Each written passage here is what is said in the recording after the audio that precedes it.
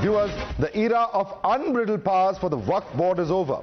After 27 hours of debate in both houses of parliament, the Waqf Amendment Bill is now just one step away from becoming an act. Passing the test of Parliament's mandate, the only thing that remains is the assent of the President of India.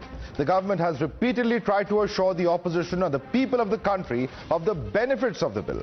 But before being numerically outdone, opposition leaders continue to accuse the government of trying to sow the seeds of conflict by suppressing Muslims to the bill.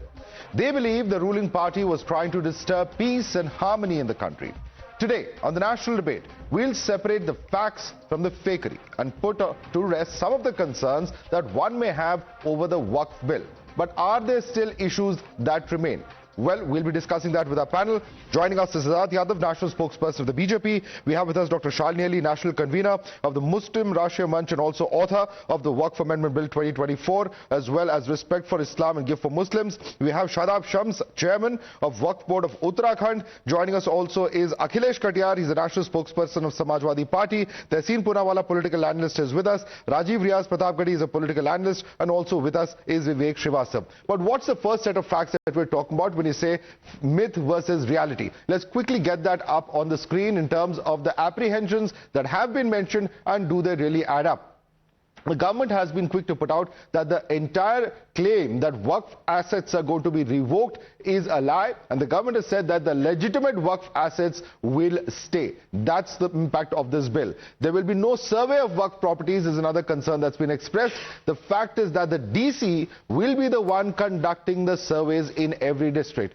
There's also another aspect of majority non-Muslims in the board, and therefore it's a takeover by non-Muslims. The fact is that majority members will continue to be Muslims. There are non-Muslims because it is affecting people of various communities. There's also a fact that, or a claim being made, a myth being perpetuated that Muslims' personal land is to be acquired. There is no personal land that is to be acquired, is what the government has clarified. Also, the fact that government is now going to take over all of the Waqf properties. The bill empowers the DC to review the properties. Of course, historic Muslim sites to be affected is another aspect that was perpetuated. No interference with historical sites is another aspect that is being clarified by the government. And if you can quickly bring up the political controversy and the various aspects that have been said in the parliament and outside between the government as well as the opposition. If you can quickly bring up that graphic up on the screen.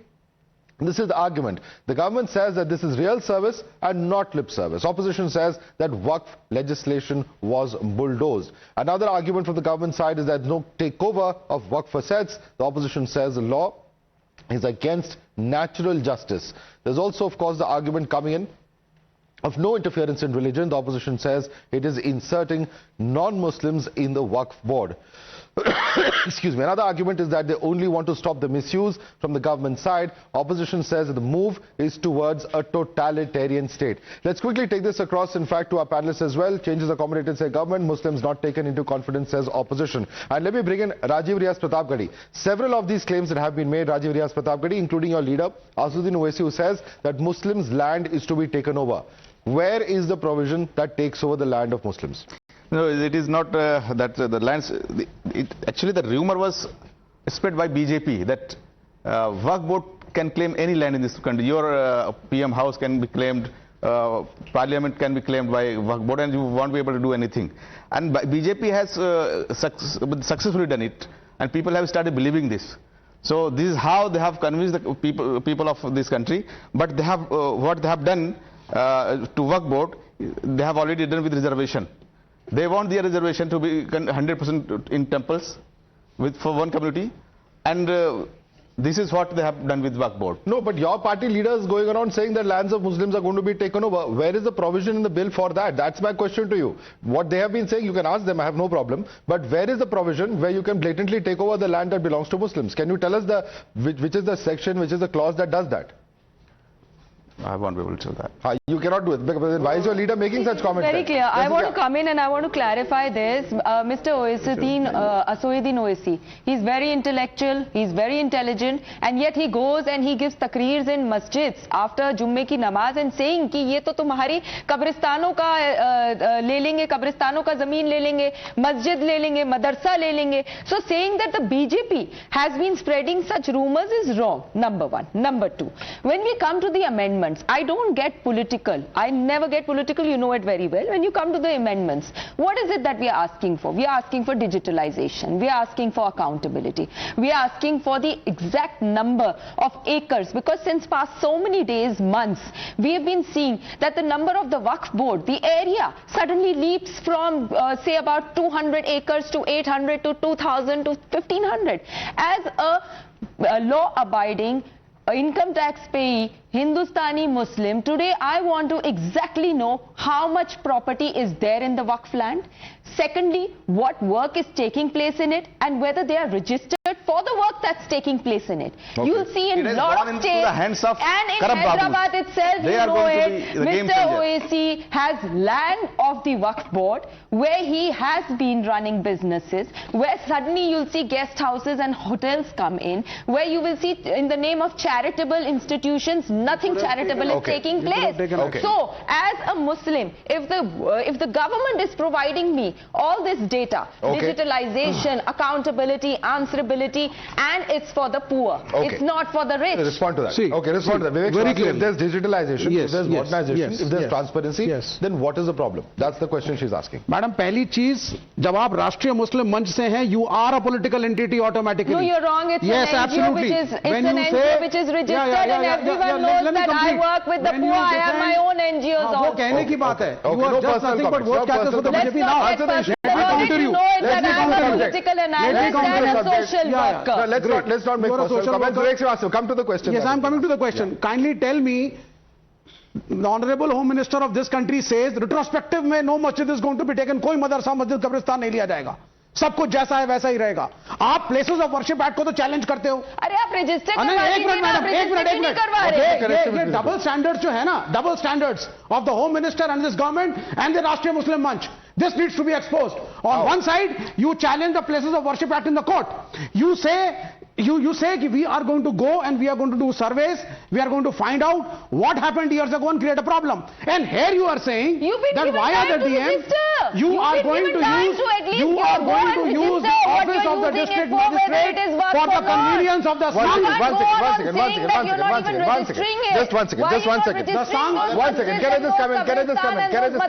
Let me just come in. Vivek Srivastava, yes. I'm quoting from what the structure committee had recommended. Yes. They had said that the state body should be managed by a central or a state authority. Yes. They had also said that the secretary should be a rank of a joint secretary to the government of India, so that there is meaningful communication that is facilitated. Isn't that something that is happening if an IAS officer then becomes a nodal authority who can then communicate with the government of India? Hasn't that been facilitated now? It could. See, now I'll tell you one thing. The Waqf Tribunal, which was already in place before this amendment is trying to be passed today, it clearly said that in case of a dispute, the myth that the Rashtriya Muslim Manch is trying to spread out, it has a representative from the state high court who need not be a Muslim. That is very clear. And there is another appointee. You could have appointed one more additional person instead of that. But today, the entire powers are going to be into the hands of the collector and the district magistrate. And he is going to be manipulated by the Sangh and the BJP and the state government to take over the world. Same can apply to states where they are not in power. These wrong statements. Don't say all this. You can appeal, you can go to court. The government appointee, the DC, will function as per the government's requirements of the day, and therefore there will be governmental interference as far as the Waqf boards are concerned. Respond to it. Madhav, I think as a country we are at a very important juncture and history is being created. From the past entire week and I think even longer, all logics have been defied. We had such a long debate in the parliament. Our parliamentarians did such an exhaustive debate. But there is no 5 points that can come out from that were not answered in the parliament or are not being answered in the debates. There is no dispute. There is no argument. There is nothing that they have to oppose. But क्योंकि दुकानें बंद हो रही हैं तो दर्द बढ़ चुका है. That is the problem. अब जिन की दुकानें बंद होनी शुरू हो गई, they will go to the television debates, they will stand outside and they start the fear mongering. You are asking pinpointed questions. I have not said anything. This is my first statement I am making on your show. You ask pinpointed statements to whosoever is coming here. What is the problem? Where was this rumor? No answers at all. I repeat this, Madhav. This is a history being created from so many years. The Muslim brothers and sisters coming from Pasmanda community, women from Bohra Samaj, Agakhani Samaj, people from the marginalized communities, they were not given their right. And now, when this more inclusive, a more transparent, a bill, an act which is going to give a larger participation base to more Muslims to come in, and the property is going to be utilized in a better manner for their benefit, this cannot be digested by a lot. The reason is, you ask them anything, but the beneficiaries are Asaduddin Owaisi. The beneficiaries are Azam Khan. The beneficiaries are Abu Azmi. The beneficiaries were Mukhtar Ansari. How can they stand here and say anything else? अरे उनकी सारी property तो जमा उनने करी. See the modus operandi क्या जबरदस्त था. First you say कि ये जमीन वक्फ की है, फिर वक्फ की लेकर के उसी को कब्जा लो. पहले वक्फ की कहकर के कब्जाओ, फिर वक्फ को बना करके उसको कब्जा लो. 5-star malls on Waqf properties, 5-star malls. I have a list. किस सिटी में, किस स्टेट में कितनी वक्फ की प्रॉपर्टी कब्जा रखी है आप लोगों ने? और जब आप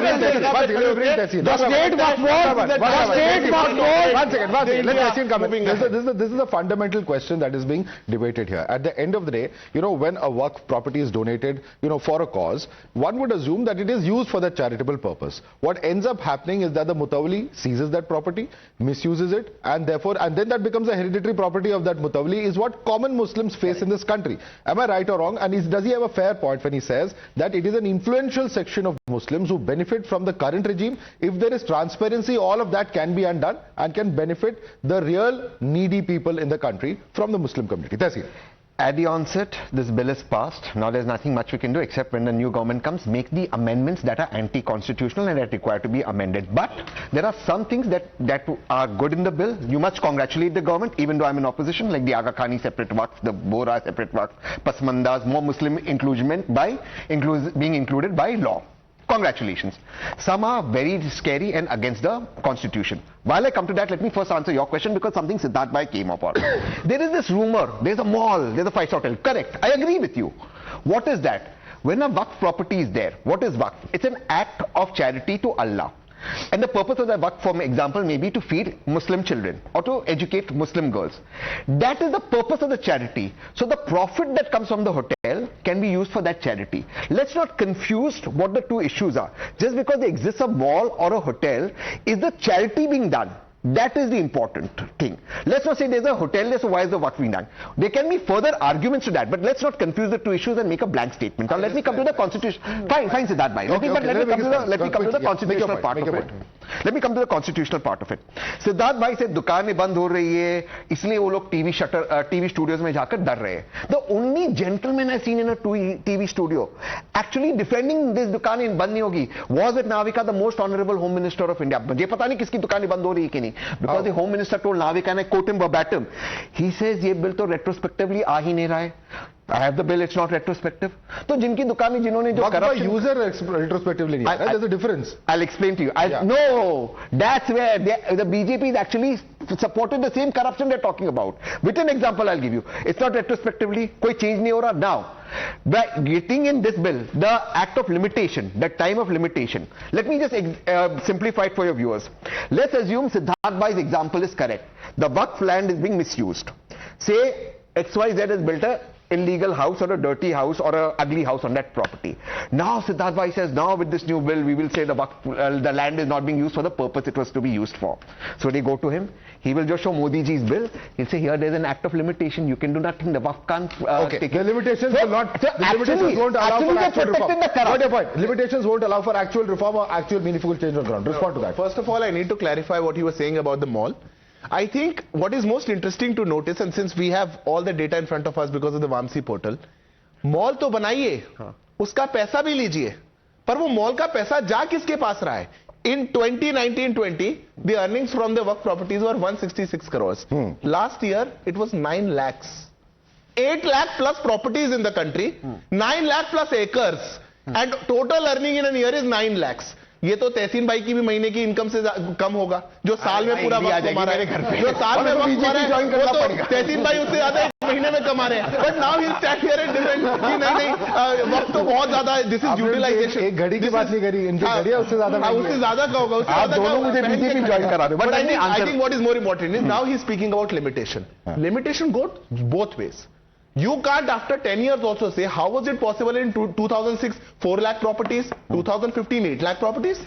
Limitation will go both ways. You can't come here and say, no, we had 2,500 acres here, tomorrow we have 3,500 acres here. Okay. Limitation Act will apply. Let me answer you can't go to the court seeking more and more land. Let me you answer can't that. go to the court seeking the relief from Section 40.